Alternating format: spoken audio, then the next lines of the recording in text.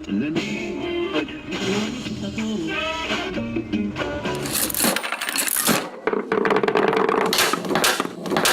to Foosball Radio. Foosball Radio is brought to you in part by KickTrack, the fun and useful new app to track your foosball matches right on your phone. Yep, we are back. It's Foosball Radio. Hey there, I'm Tom Robinson with Chuck Dooley and Nino DeJean. Hello, Chuck. Hello, Tom. Hello, Nino. Tom, good day to you, sir. Yeah, same to you. Hey, we've got another episode. This is our third episode. So this one is called Sound and Vision. This particular episode is built around the career of a very storied personality within foosball. Everybody knows Jim Stevens, play-by-play commentator in the sport. Chuck, I know that you know Jim. Oh, I've known Jim for years, yeah. Yeah, and Nino? Yeah, years. Yep. One of a kind. Great guy. Yeah, I mean, guy's a class act. So we're going to build this episode around Jim Stevens and his career.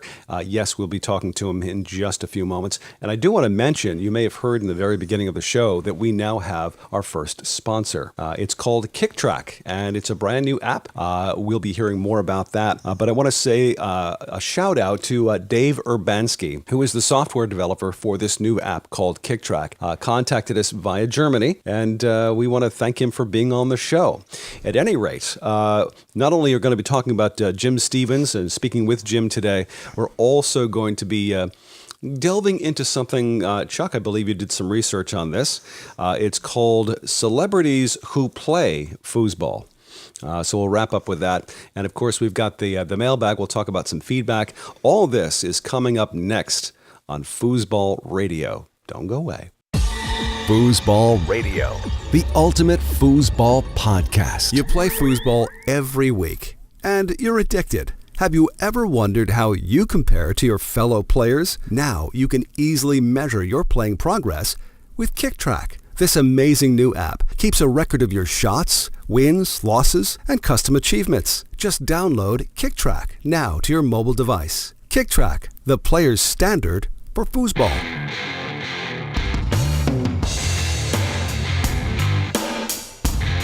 And welcome back to Foosball Radio. Hey, I'm Tom. I'm with Chuck and Nino, and we are in our third episode. Really psyched about this one. We have a chance to hear about the career of one of the greatest foosball commentators, Jim Stevens, coming up very soon. And I do want to take some time out to talk about some things that just recently happened for both of you guys. Now, you both took the trip out to Colorado for, yes, sir. It's called the Colorado States. Correct. So, Nino, you give me an idea. You went out there with the kids. How did things go? Things went well. The kids played well. It was a great tournament. This is our second year there. The Chapmans and Tim Walters, they do a phenomenal job putting on this event. It's a great event. If I can suggest a tournament, it's definitely one you want to put on your bucket list. Yeah. So how did the kids do, by the way? The kids did well. Yeah, the kids, both Kyler and Sam, did very well there. And, the experience alone is just something that they can take back with them. So this is something you always do every year? You always go to Colorado States? This is our second one, and we'll probably continue to go to it. It's a great run tournament. The Chapmans and Tim Walters, they do a phenomenal job. They give back to the sport. Sure. They give back to the players. The venue is a phenomenal venue. The hotel is very accommodating, and it's just a great event. That's the way. And anybody that's been to it would probably vouch for it. So too. it is the gold standard, shall we say? I would say, yeah. Yeah. They have a great setup there. Yeah, it's a just great setup. with everything, the food and the bar is right there in the room, and it's the two-tier, room is big, yeah. You can go upstairs and look down onto the tables and watch players. That's ideal. Yeah. It's just they've put all the small touches into it. So Chuck, how about you? I mean, you were out there too. What did you see that you thought was significant? Just the way they ran everything. I mean, like I say, every detail was attended to. They from the beginning of start, to the end. You could tell that they spent a lot of time and effort into it. The Hall of Fame ceremony that they have is outstanding. They honor local, Colorado people, and all the little fine touches that they put into it is just amazing. Very cool. Very cool. Yeah, I mean, Colorado foosball history goes back a long time. And how long has this state championship been going there? Do you know? This was 6 years, I think. Yeah. 6 they were years? saying, Okay. For this, incarnation. They've had it, years past, but Right. But Now, this is run by the Chapmans and Tim Walters. Right. So.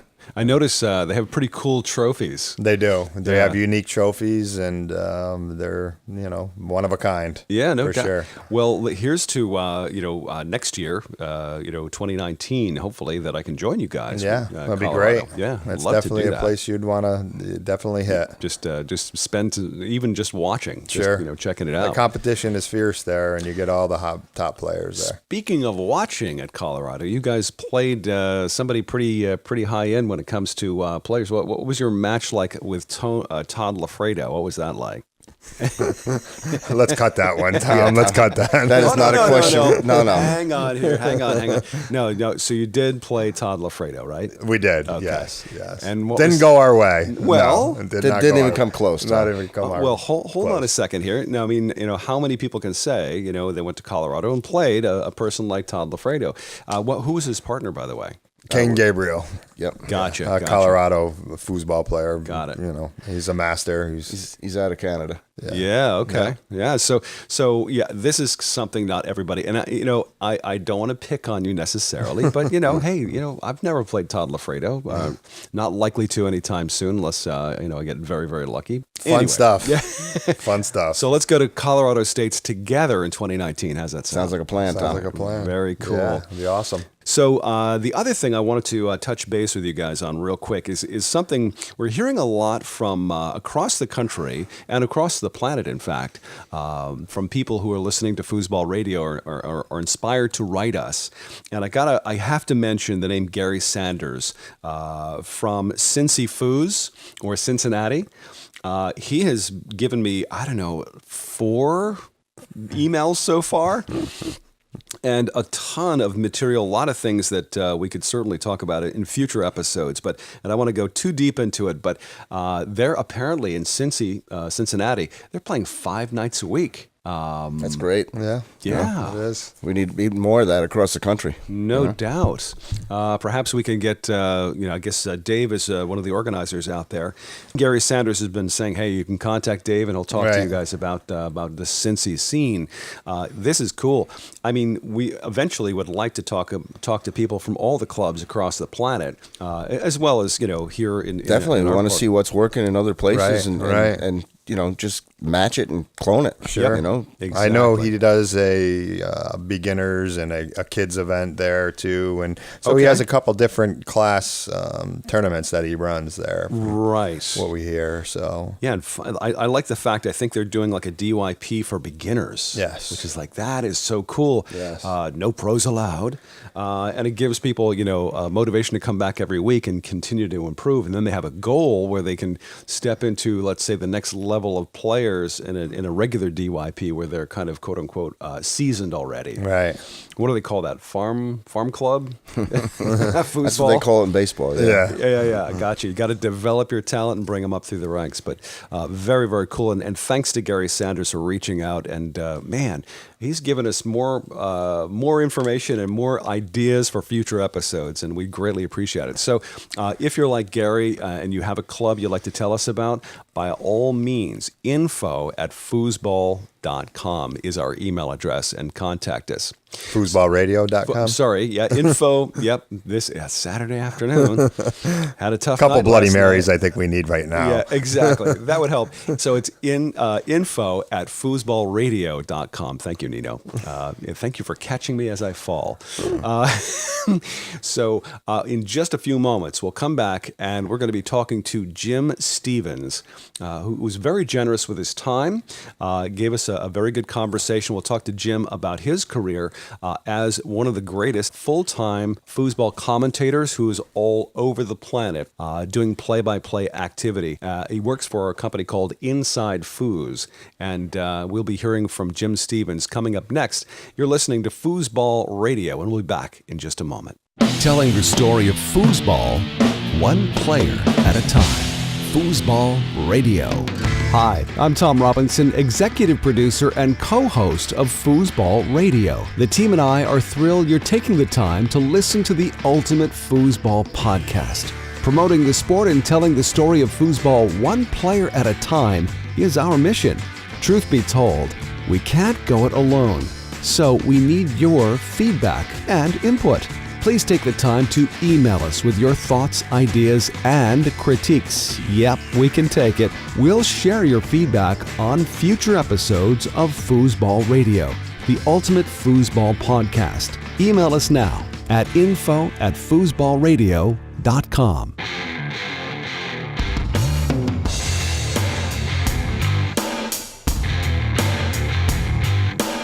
Welcome back to Foosball Radio. This episode is called Sound and Vision. I'm Tom with Chuck and Nino, and the reason we call this episode Sound and Vision is because we're spending some time today speaking to Jim Stevens of Inside Foos, who is a world-famous commentator for foosball. He's been at this some 25 years now, and we'll get to that in just a couple of seconds. But first of all, Chuck, I know you have a past with Jim. You've actually played foosball with Jim? Yeah, I played foosball with him before. Yeah, it was fun. He's a great guy. Yeah. You know? I mean, I could just sit around and talk to Jim all day. He's just a wealth of knowledge yeah. and just a great guy. I mean, just somebody you'd want to sit down and have a beer with. Exactly. You know, I mean, who out there that's good at foosball didn't learn something from Jim's videos? Exactly. I mean, I can remember though.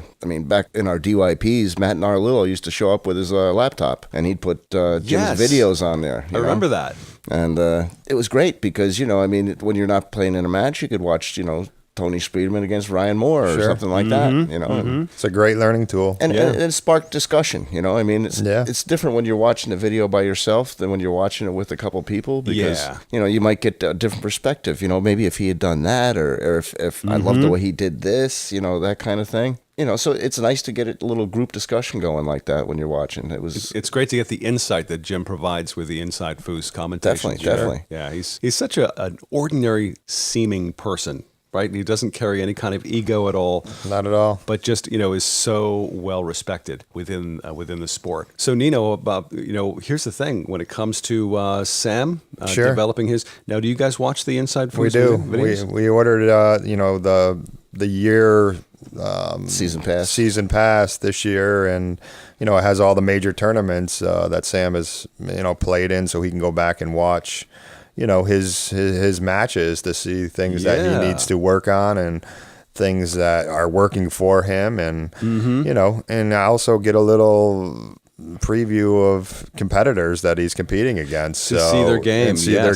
So I know he studies like Ryan Moore's 2-bar and stuff like that. Yeah, he studies Ryan's 2-bar and he Tony's 5-bar and there's just so much you can learn from these videos that Jim has out there at your disposal. People should take advantage of it because there's just so much information out there that can help your game. Yes, absolutely. And you can pick up a lot from it. So I recommend I know it. personally. I don't have the raw physical speed like Nino does. It's just a natural. Either you have it or you don't. But from watching the videos, I could learn the mental game also. Sure. You can learn how to get around your faults and make a game work. Be more controlled. Be more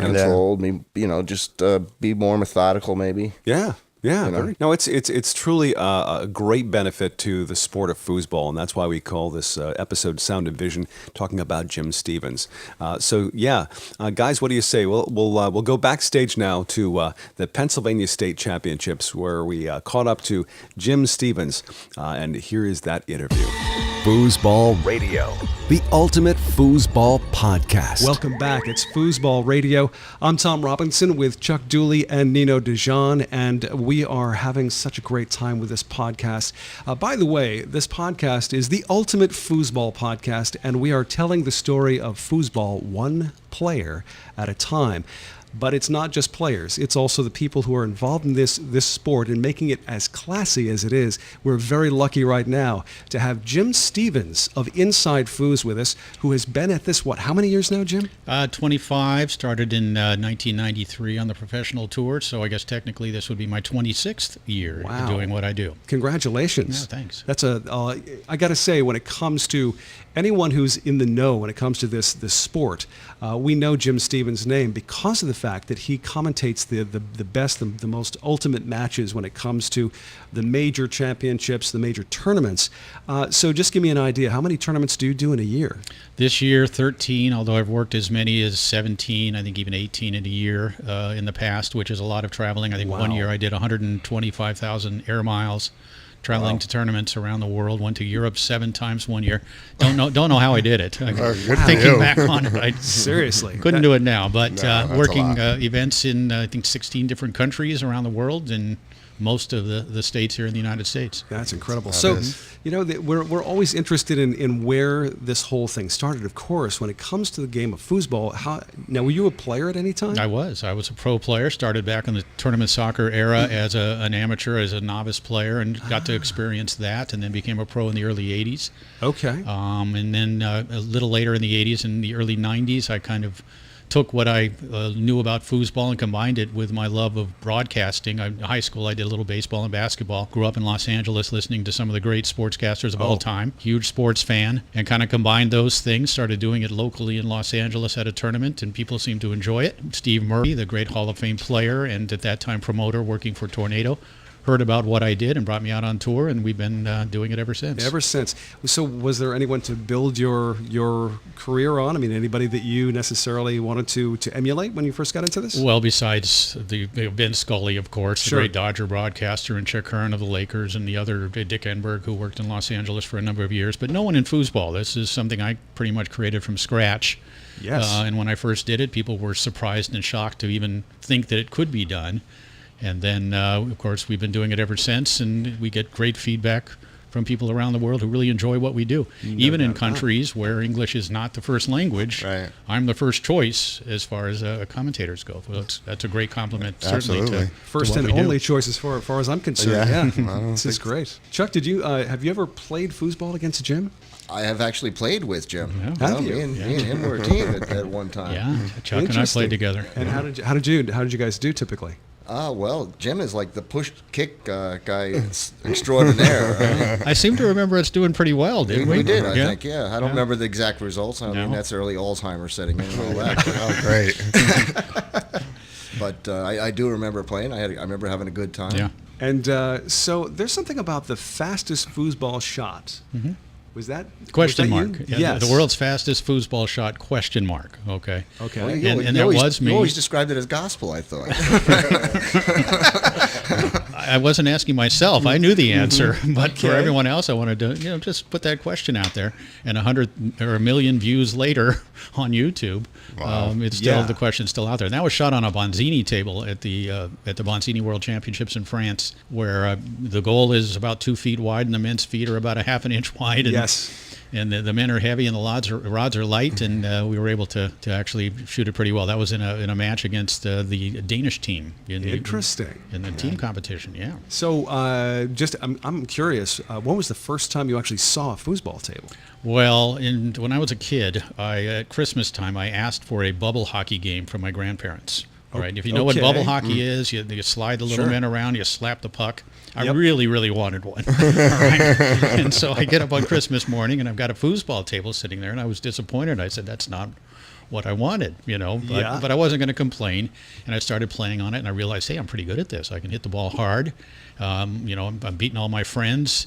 And then, of course, 6 months later, the table deteriorated and was gone. And But about 8 years later, I walked into an arcade in Marina Del Rey, California, and saw the foosball table, and I said, hey, I'm pretty good at that, Because you had played the table hockey. Well, no, it wasn't that. It wasn't that. It was that I had played on that foosball table that was mistakenly bought for me for Christmas. He wanted wanted to play. I wanted to play bubble hockey, but I got a foosball table instead. And then I walked into this arcade in Marina del Rey and started playing there. There were some very good players there, and this was during the tournament soccer era. So there was a poster on the wall advertising a $25,000 Los Angeles Open tournament. $25,000 in 19. This would have been 1977. Wow, I was 3. $25,000. $25,000 tournament. And that was, of course, a couple of years later, it was $1 million tour. In the late 70s, $1 million tour, guys making $50,000 and $75,000 a year, traveling around playing foosball, and that was great money. And yeah, in those days, especially for back then. I mean, it that's really a was. lot of money back then. It really was. Hit the jackpot then. Yeah. So of course, as we all have, if you're a foosball player, there's a point where you get foosball fever. Yes. Suddenly it just clicks, and you I went to bed at night thinking about what I was going to do the next day when I went back to play, whether it was a pass or a shot or just ball handling or whatever. And I caught the fever, and loved it. Loved the game. Actually played for a couple of years in Los Angeles. That's all I did. I played foosball. Okay. Playing Full-time. 7 tournaments a week locally and traveling the regional tour on the West Coast mostly and a little bit into the Midwest. And that's all I did for a couple of years. You weren't just addicted. I was more than addicted, yes. So here's the thing that I'm very curious about. You've seen untold numbers of matches because you have to watch. You have to be very careful about what you're saying about each play. So I'm wondering, what comes to your mind if I ask you the question, what is the most extraordinary comeback you've ever seen? Biggest comeback I've ever seen. Well, certainly there have been a couple of them. I remember a Johnny Horton, I think, versus, it might have been Todd Lafredo, where he was down 2 games, down 4-0 in the 3rd game, and started, if you know Johnny Horton, he started doing his act and might have stepped to the bathroom briefly when he was down 4-0. Right back. But that comes to mind, and certainly, over the years we've seen a lot of them, a lot of great comebacks, players who seemingly were down and out, or teams that were down and out before coming back to win. I think maybe it's not a comeback, but Todd Lafredo's performance a couple of years ago when he was playing open singles at the World Championships and hurt his arm in singles. That was amazing. And was going to be playing forward for Scotty Weidman in doubles at the World Championship, but could not play forward. So he had to play goalie the entire tournament, put Weidman up at forward, and Weidman's not bad. He's a good fighter, etc. But Lafredo just played extraordinary foosball, scoring 2 a game from goal, and despite the sore arm, he was shooting those banks. It was like he couldn't even really move the ball. It was just he was just picking people apart with those banks. Yeah, but he did it with his brain and with his ability to adjust, and it was just unbelievable to see. And so, and I've been lucky enough to be in the middle of most of the great matches of the last 25 years. Certainly, the biggest match ever that I've experienced and was able to work was in 2006, the very first World Cup in Germany, when the USA faced France in a quarterfinal match that ended up going 4.5 hours on a Saturday night, and I think I stood up for the entire thing. 4.5 hours. Wow. 4.5 hours, went back and forth. It's, they play several matches and going back and forth from Bonzini to Tornado to Bonzini to Tornado. Yeah. And it was just incredible. The crowd kept building as other matches ended, and by the end of the evening, there were 1,500 people in this 400-year-old building, this old fish auctions hall on the banks of the Elbe River in Hamburg, Germany, cheering on every point. And it was just, even thinking back on it, I get chills. And can imagine. If any of you have ever seen that, and you can see it if you go to my YouTube channel. I wish it was like that more in the United States. Yes. Right. It's not really a spectator sport here. Why would it be a spectator sport over there so much, but not here? Well, that one in particular, the World Cup is a whole different animal. It's 10 levels above anything else, and it is designed to be a spectator sport. It's held in theaters that seat 1,000, 2,000 people, and the way we sell it and package it with the music and the lights and the presentation of it, it really is designed to be a spectator sport. And I think it is here. It is just not focused on. The attention isn't on making it a spectator sport beyond what I do, obviously. Right. Sure. But, we need big bleachers. You need the environment that creates that. And sometimes it just happens organically. It isn't something you can really force. True. You take this year's World Championships just 4 weeks ago on the final day, I think, was a spectator sport, an interactive spectator sport, because most everybody was booing and spitting at Bobby Diaz as he was doing his thing in that final day. But it was great entertainment, and it can be, and it has been on numerous occasions over the years. So what do you think in this country? What could we do? And you say we can't force it, obviously, but what steps do we need to take to kind of help it to happen? Well, certainly there's a history of it in the tournament soccer era when these guys were playing for $30,000 for first place. Right. when the money is that big and these guys are that fired up to compete and to work on their games in between tournaments, to do notes and to study and to work hard on their games because they're making a living at it, Right. And then playing for a substantial amount of money.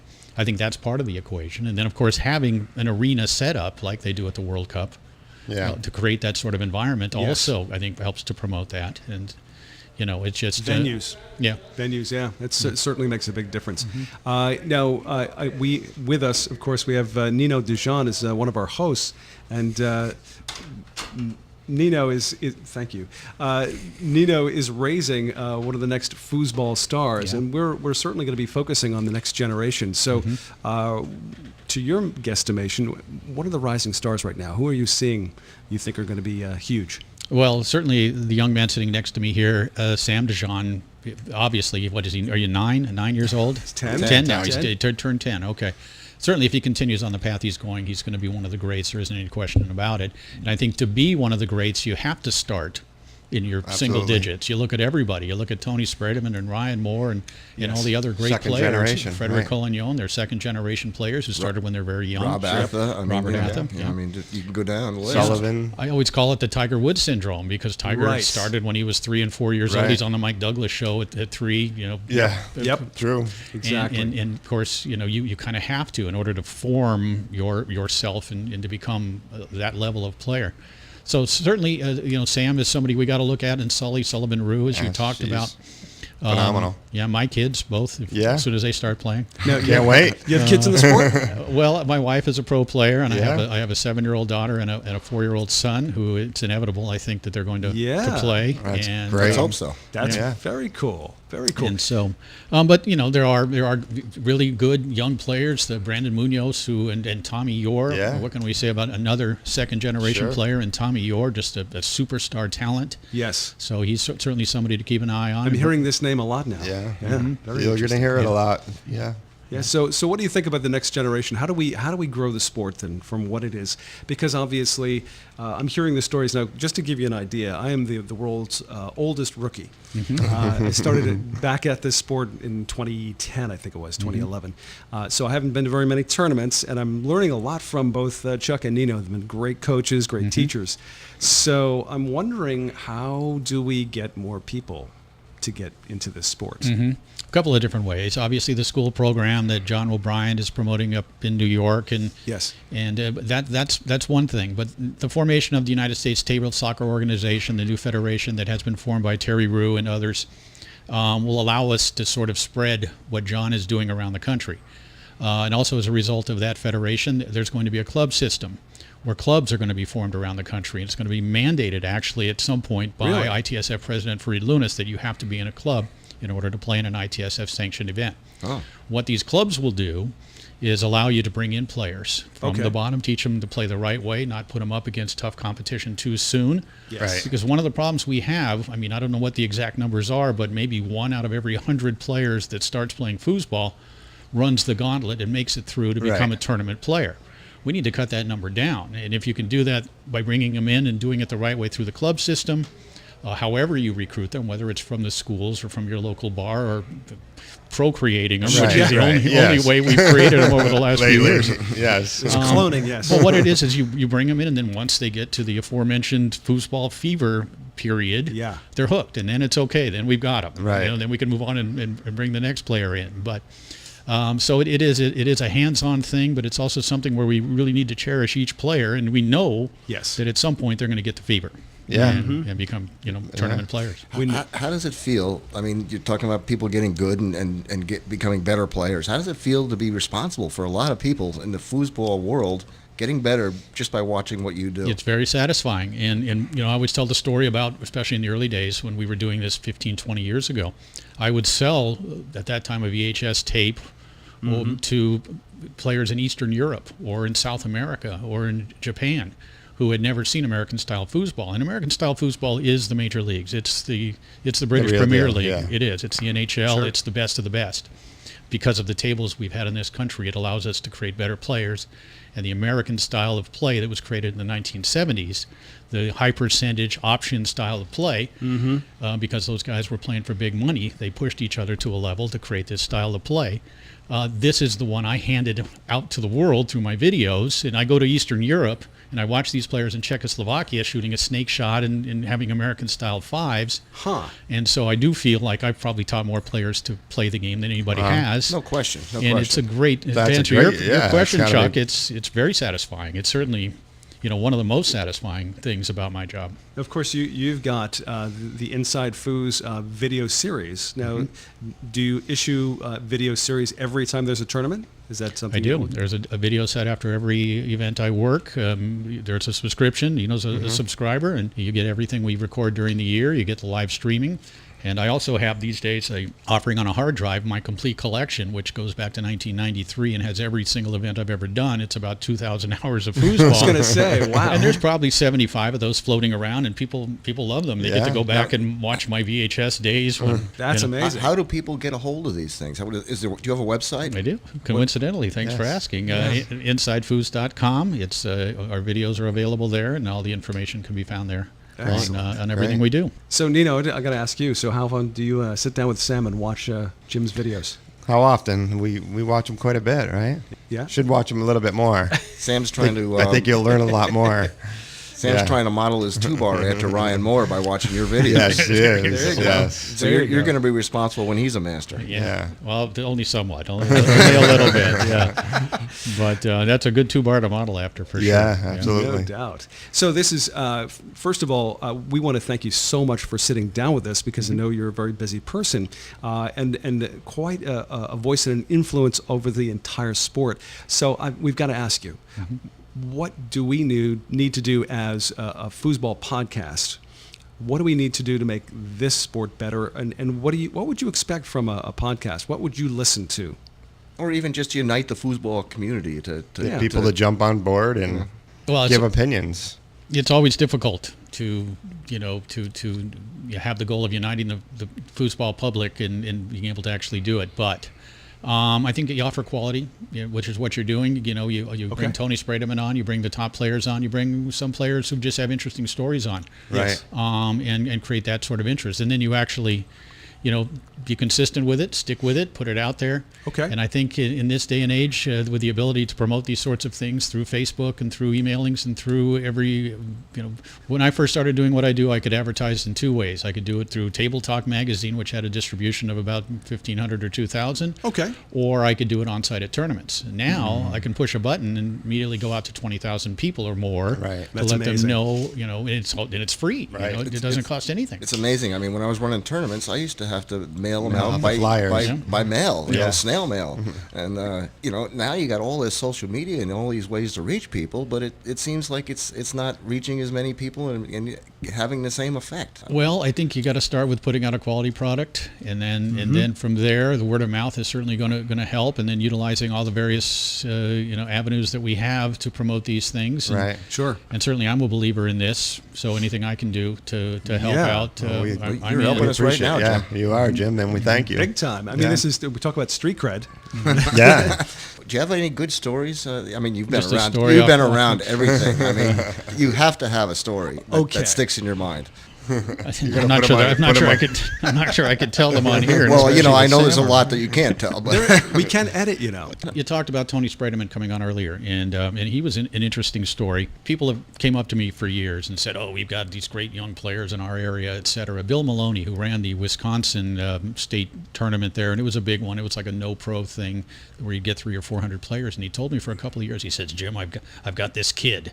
I've got this kid up here, And I said, "Oh, that's great, Bill. Good to see you." And then Tony Sprademan comes relatively out of nowhere, and back in 2001, and he wins 5 titles, wins the junior titles and the expert titles and everything. And I go, "Oh, okay, the kid's pretty good. He's not bad, but these are only non-pro events, Bill. It's good to see you, though. And then the next year he's in the finals of open singles, and the rest is history. Yeah. So I always kind of look back on that as one of the real surprises, a pleasant surprise that someone told me something and it actually happened, even beyond what they thought. And in your occupation, it's like a hot stock tip. Mm-hmm. And you didn't necessarily buy it right away, but eventually you realized, okay, yeah, there is something to this tip. Mm-hmm. Yeah, for sure. So that's one, and there are a lot of them. I'm not sure I can just off the top of my head come with one. That's fine. But I know that you and your wife played foosball, play foosball, I should say, and now your wife is a mother. And probably doesn't get to travel as much. And when you go to foosball tournaments, you're working really. I mean, you don't get to play as much. That's kind of I mean, you're going to all the tournaments, but you don't really get to compete. Does that bother you? Or no, it doesn't. And it's I like playing, and I play back home every Thursday night in Durango, Colorado, at our local. And every once in a while out on tour, at a tournament that isn't the Worlds or Vegas or Colorado State, one of the big ones where I'm just working too hard, but I'll get in there and knock it around. And my wife did come to the Maryland State Championships, and we played together. I will give you the story of how she and I met. Yes. 2008 U.S. Open down at Atlanta that I was working, and she reached the final of a no pro women's doubles event. Got it. And battled down to the final ball. And she had a big pull shot from goal to win the championship. And then after the match came up to get the videos from me, and that's how we met. We talked for 1 minute, and she ordered the videos, and then a week later called me up wondering where they were. And was a disgruntled customer. Oh, great. So, but we talked a little bit, started exchanging emails, etc. But I always tell people, if she doesn't, and I usually show the picture, but if she doesn't hit that pull shot from goal, these two beautiful young children do not exist, and that was the biggest shot of her career, no doubt about it. But she got you. That was the prize, right? I don't know. We'd have to ask her about that. But she does love to play, and she misses coming. Although now that the kids are at an age where they're a little more manageable, she is starting to play a little more. Played 4 events this year, and we'll play at Colorado. So, well, maybe in the future we could have the whole family on. Yeah. There you go. The families of foosball. All right, write that down. That's the next one. Yeah. Next generation, families of foosball. So as far as you're concerned, when you're at home, is there foosball going on in the house? Mm-hmm. Oh, yeah. Okay. What kind of table? Tornado, of course. Tornado nice. Table.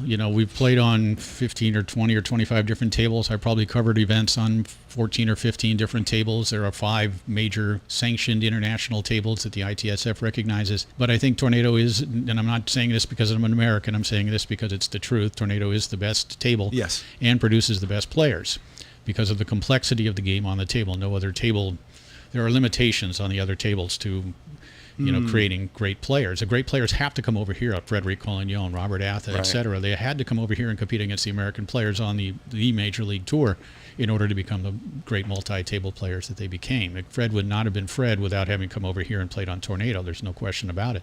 As great as he is, he had to do that in order to become the greatest. Right, exactly. Do you think that him playing with Todd helped too? I mean, Todd's a great teacher. I mean, he knows the American game inside and out. Yeah. I mean, no question, Chuck. He will tell you. Fred will tell you the greatest player in the world is Todd Lafredo. You ask him, he'll say, no, Todd's the greatest.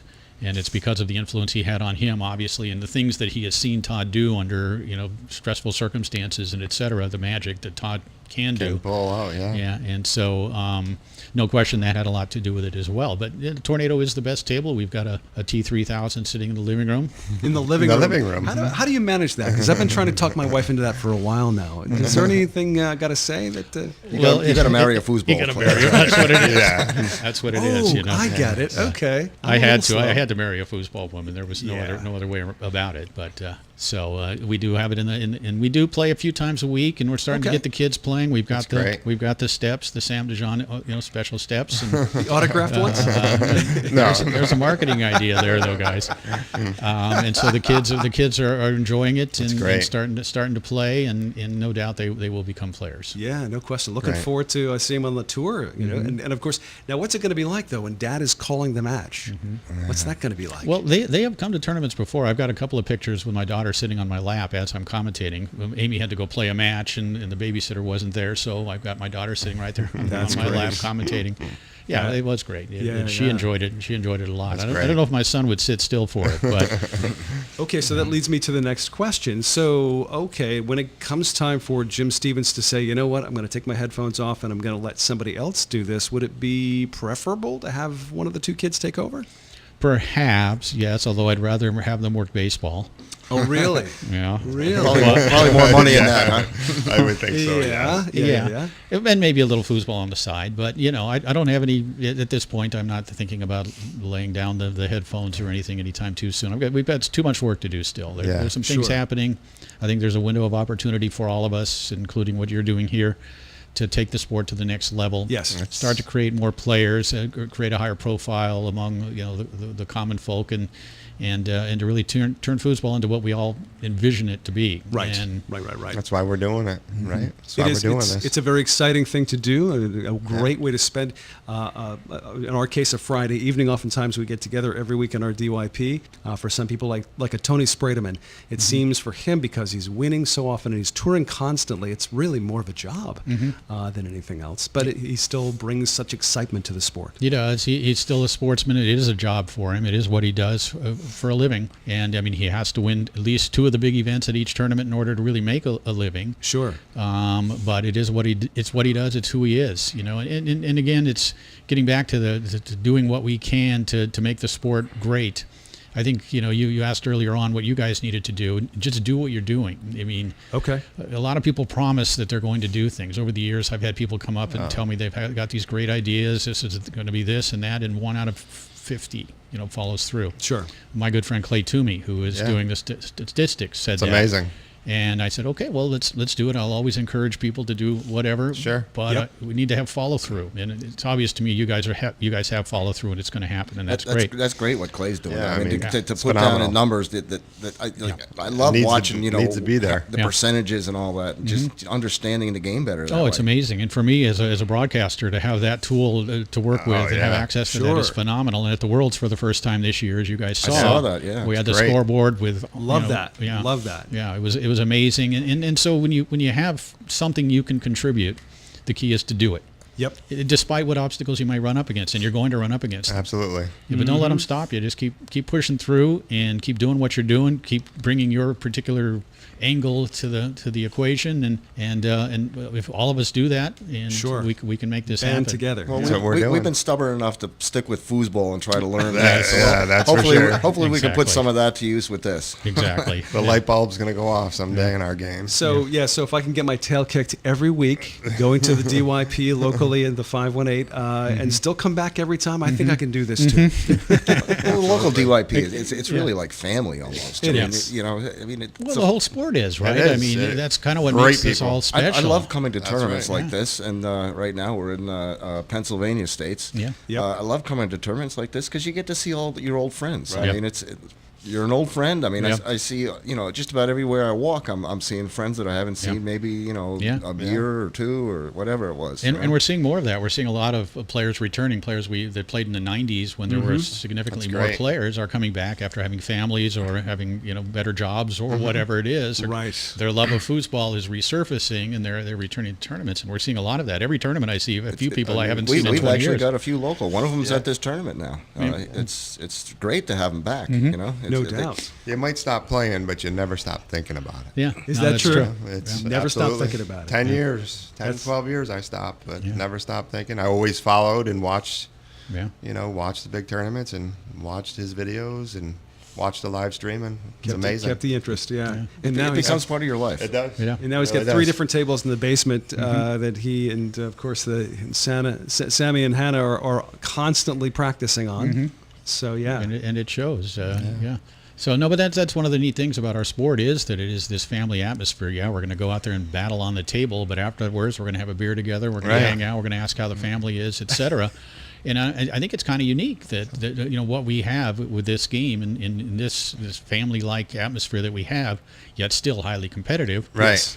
It's pretty cool. Yeah. I mean, I know myself, and I'm sure others are similar. I mean, when I walk up to the table, I'm greeting my friends. We're talking about things, and then when that ball drops, they're my enemy. Yeah. Oh yeah. But then as soon as the game's over, we're friends again. Yeah. You know, well, they say you're showing the best respect for your friend if you give him your best game, right? If you try to beat him, That's true. It's good for him. Understood. Or her, you know. Okay, I'll keep that in mind from now on, Chuck. I've hated you often, Tom.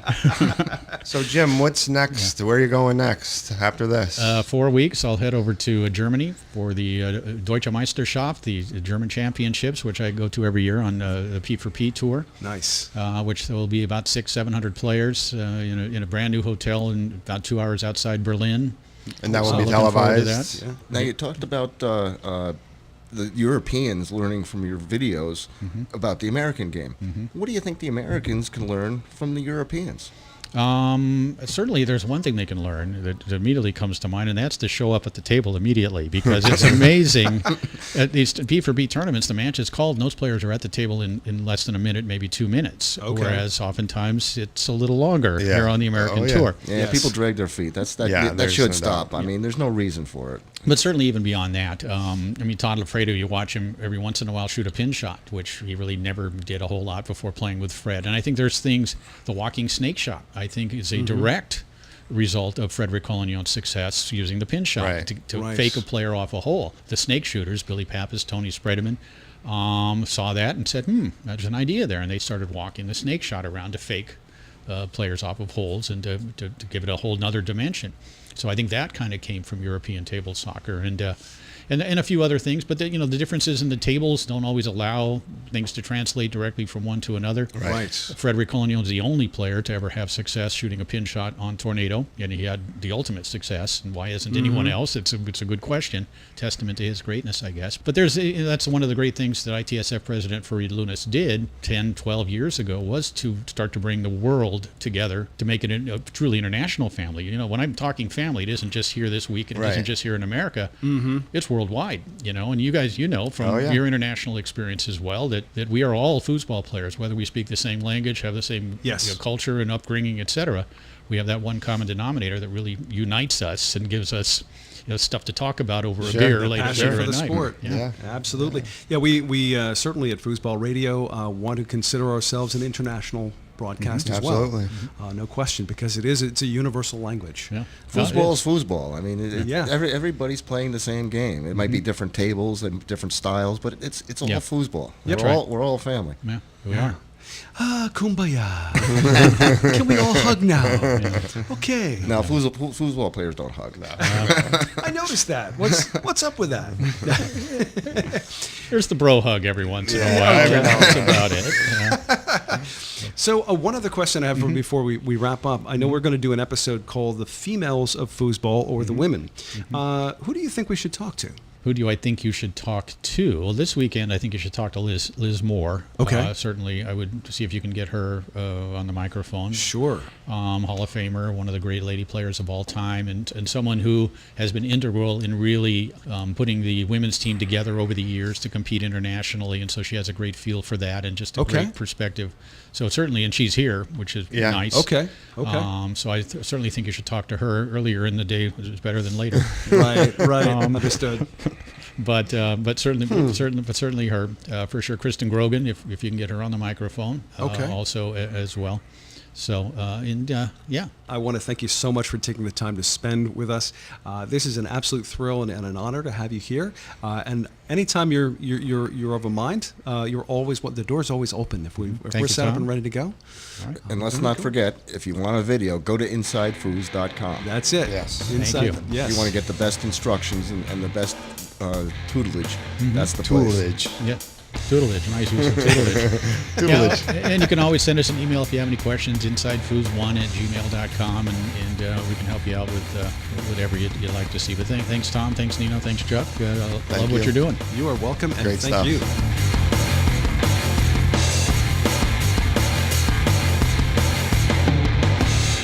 Hey there, it's Tom Robinson, executive producer and co-host of Foosball Radio, the ultimate foosball podcast. We truly hope you're enjoying the fruits of our labor. we are doing this because of the love and passion for the sport. Speaking of which, we're now offering a limited number of sponsor slots. Tailored to your foosball-based business, we can make you a member of our team. For more information on how to sponsor Foosball Radio, contact us at info@foosballradio.com. Let's work together to build foosball and the passion for the sport. That's info@foosballradio.com.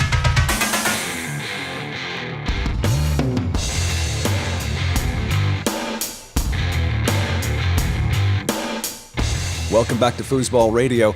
I'm Tom with Chuck and Nino. And wow, guys, what do you think? Jim Stevens, huh? Great guy.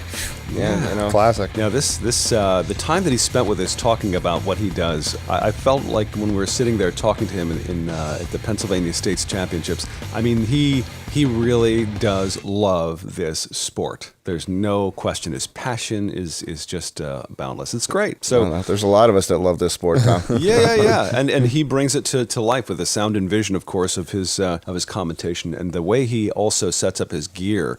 He showed me briefly what he does, behind the scenes to set up his booth. I mean, the amazing thing, he does it on his own. One-man show. Yeah. Sets up the gear, gets all the cameras in the right spot, and then everybody wants to be in an Inside Foos video, right? Hey, like Tony said, that was his goal, to be on Inside Foos. That's it. That's it. Incidentally, we're getting very close to the holiday season. If you got some other foosers on your, shall we say, list, it might be a good idea to check out Inside Foos, the complete collection. It's 1993 through 2018, 25 years of pro foos in one comprehensive collection, now available on a hard drive, so you can order the hard drive and it's all there. So there's no need to have big boxes of CDs anymore. It's all digitally recorded. So that's InsideFoos.com for the complete video collection, 93 through 2018. And again, our thanks to Jim Stevens for joining us for Foosball Radio Sound and Vision, the third episode. Chuck, what do you have when it comes to tournaments coming up? I know this is a good time to talk about the future, 2019 especially. Yeah, I was looking at the schedule, and I looked at the ITSF schedule and the schedule at foosball.com, and it's a very slow month, Tom. Is it? Okay. Christmas time. Apparently, the holidays put a damper on foosball. Got it. Understood. We don't have anything that starts before January 18th. Okay. And that's the Hong Kong Foosball Open. Wow. Which is Fireball. So that's the first official tournament of 2019. Correct. Well, the first one that's listed on these sites anyway. Got it. And we have the Northwest Open in the United Kingdom, which is Garlando, 18th through 20th. And the Pro Tour Evry in France, 19th through 20th on Bonzini. And then we close out the month with Kentucky States, which has been around for forever here. Tour kickoff, yeah. The tour kickoff. And that pretty much wraps it up for January. What are the plans for you guys? You got to go to Kentucky? There's a very good possibility. Yeah. Okay. Been there many times. It's great venue. Yeah. Yeah. Okay. That's the tour kickoff. Everybody's itching to play. The holidays are over. Right. You need to get out of the house. That's right. Yeah. That's right. Perfect timing. This cabin fever. Or try to recoup some of that money that you spent over the holiday season. Yeah. Well, hopefully we can all go together. That would be very cool. That would be awesome. That would be awesome. So the word has it, there are people in our quote-unquote society called celebrities, and some of them, actually play the sport of foosball. You are correct, huh? Really? So this is fascinating. Who in the world, when it comes to celebrities, are playing? Who plays foosball? Chuck, what's the deal here? Well, the deal, Tom, is I'm getting a lot of this information from the World Table Soccer Almanac, written by Johnny Lott and Kathy Brainerd. Okay. Now, the foreword to that book is written by Woody Harrelson. Woody, really? Yeah, Woody is an avid player. Now, Woody was from Cheers, correct? Correct. He's also been in quite a few movies, but he has 3 tables in his house. 3 tables. And in the book, he goes on to state that some of the best time he had while filming Cheers was playing foosball with Kelsey Grammer, Ted Danson, and George Wendt. Look at that. Can you imagine that table? I mean, that's a great, the matches that must have occurred over the years and how they probably were trash talking and. Yeah, I wonder if they broke it down into certain teams or they mixed and matched. Yeah, right. Wow. So, do you know of any of them? Any of those guys who are still doing this? I mean, well, Woody Harrelson still plays, and as a matter of fact, Owen Wilson plays with Woody now too. Owen Wilson, interesting. Yeah, Matthew McConaughey likes to go over to Woody's Throw house down. and play too. Wow. He was actually in the movie Dazed and Confused, which was in the 70s and captured life around foosball tables. That's right. Really? Now, this one I didn't know about. Now, that came out in the 70s. 70s, yes. Huh. Dazed and Confused. I'll have to go back to the archives, see if I can find that. There you go. We also have Mel Gibson as a foosball player. What? Yeah. Like Braveheart? That guy? Braveheart. They should have a table in Braveheart, don't you think? Will Smith is a foosball player. Really? Yeah. We have Allison Hannigan from Buffy the Vampire Slayer plays Not Buffy. foosball. No, I'm not too up on that stuff. I think it's just a little outside my. Well, it's not even on anymore, but. Got it. Okay. That's true. I heard about it. Ashley Simpson, an actress and singer, she plays foosball. So, do any of these folks, do they get out and tour, or they get out and play in the tournaments, or? As far as the ones I just mentioned, I'm not aware of any, but we do have Paul Azinger, who's a golfer.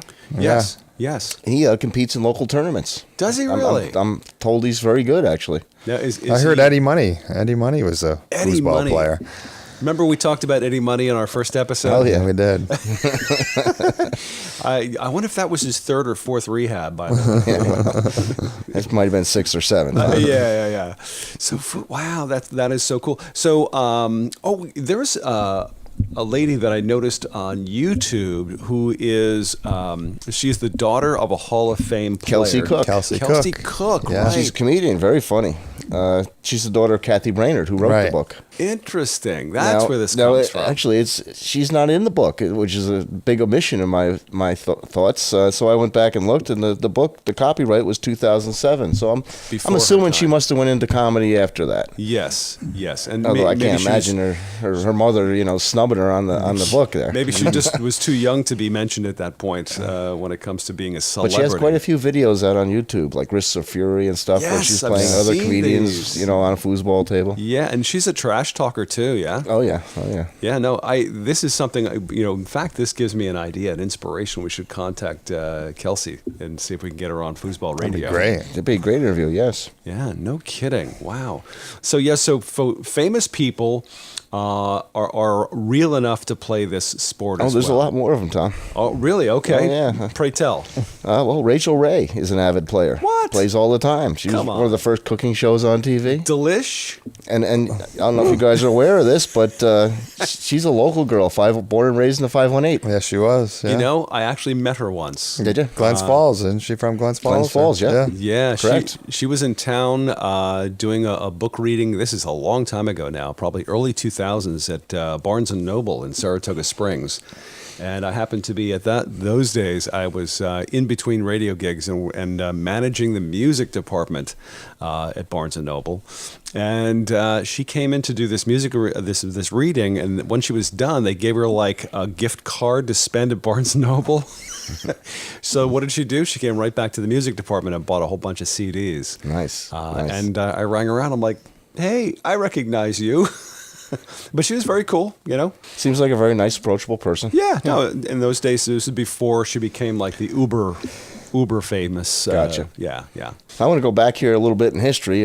Hugh Hefner had tables in the Playboy Mansion. We had Tony on, and he mentioned that his father used to go to tournaments there. No doubt. In the Playboy Mansion. Now that would be a tournament. Now I wouldn't be allowed to go. Foosball's been the focus of a few TV shows also. I mean, everybody knows Friends, right? Right. Come on, as soon as you walk in the apartment, there's a foosball table. That's right. Do you guys know what that table was, by any chance? It changed, actually. Yeah, it was something before. It was Tornado towards the end, but it was something before that. Oh, okay. I think maybe a Garlando. Could have been. I think it might have been a Garlando. Right. But I mean, they even had a few episodes that were based on foosball, with... yes. I think... Tom Selleck was playing them in one episode or something like that. I wonder if that became like a thing. Like, right, you come on the set as a cameo role or whatever. If you're appearing on the show as another actor, maybe they had to play them. Maybe that was something like, you have to play us. I think it was scripted in. I don't know. Yeah. Okay. But also the Fresh Prince had foosball in it. Now that was what, late 80s? Yeah, that was Will Smith. Right. Okay. Yeah. Okay. Silver Spoons had foosball in it. My Wife and Kids has foosball in it. Back in the 70s, the tournament soccer had a contract with the NFL, and there was a table in every locker room. Are you kidding? They used to have tournaments, like the Giants would have a team that would play the Jets. Interesting. And they had pro-ams where the top pros in foosball would play against, would be teamed up with other NFL players. And now NFL, they're probably no longer doing this, correct? No. This is leading to their downfall. I hope they know that. The NFL needs to pick this up again. Absolutely, man. You want to save your industry? Bring foosball back into the locker rooms. That's coming straight from us. Now it's in the music industry also. We have Weezer plays every single day. Weezer for 2 hours every single day, whether they're touring or not. They play foosball. Interesting. And they say it's that they have to do it. Now they need to stop at a tour event and stop in, say hello. No doubt, or play at the tournament. That's right. Well, we actually, I don't know if you guys remember this, but Disturbed was playing here locally. That's right. I heard we that. had a tournament, and the winners got to go backstage and play Disturbed. How cool is that? Yeah. Man, Disturbed. No, this is eye-opening. Now Journey plays foosball. You mean like Steve Perry, Journey? Well, those Steve guys? Perry's not with Journey, so that's him. That's true. Okay, all right. But Def Leppard plays foosball. Eric Clapton is a foosball player. Come on. Now, I imagine Eric Clapton has a slow, methodical 5-bar.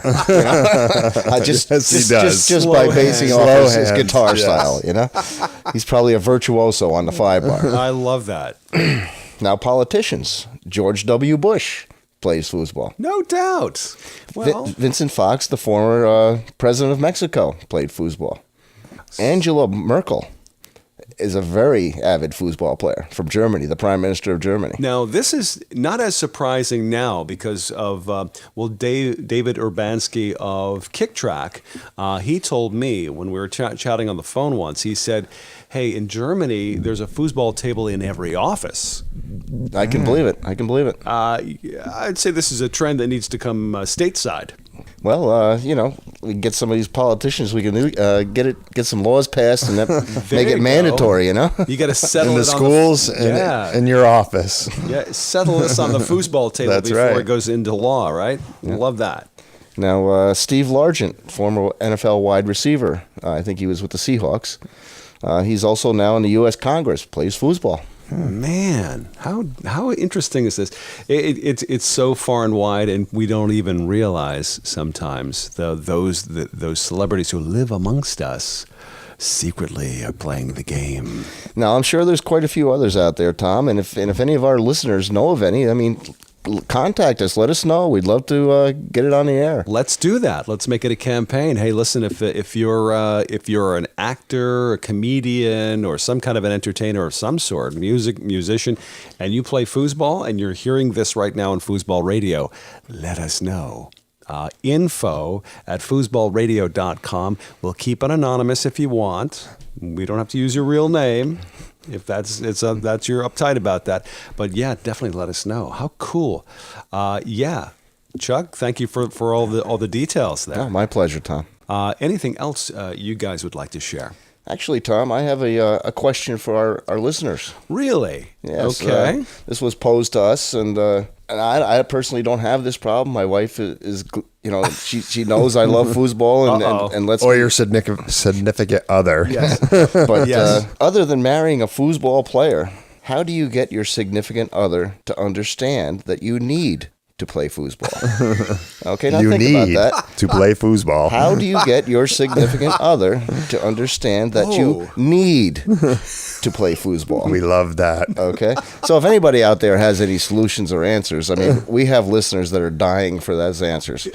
I'm sure they'd be varied. There'd be a lot of different approaches, shall we say. I've heard this question many times over the years, and usually it's from people that haven't played in years, and it's because they can't, get out of the house. I love that. Feedback. We want your feedback. Give us a solution here. Yes. info@foosballradio.com. Yes. Answer the question, and we'll talk about your answer in the next episode of Foosball Radio. Yeah. Perfect. This is a sticky wicket, isn't it? I can envision it now. We'll do a whole episode called "The Widows of Foosball." There you go. But no. Seriously, guys. Episode 3, Sound and Vision, in the can, so to speak. Wow, this is fantastic. Any parting shots? Just Nino? Thanks for all the support, and happy holidays to everybody. 2019, right around the corner. Here it comes. Chuck? Nino said it perfect. Happy holidays to everybody. Yes, happy holidays and happy foosball. We will see you on the tape. Foosball Radio has been brought to you in part by KickTrack, the fun and useful new app to track your foosball matches right on your phone.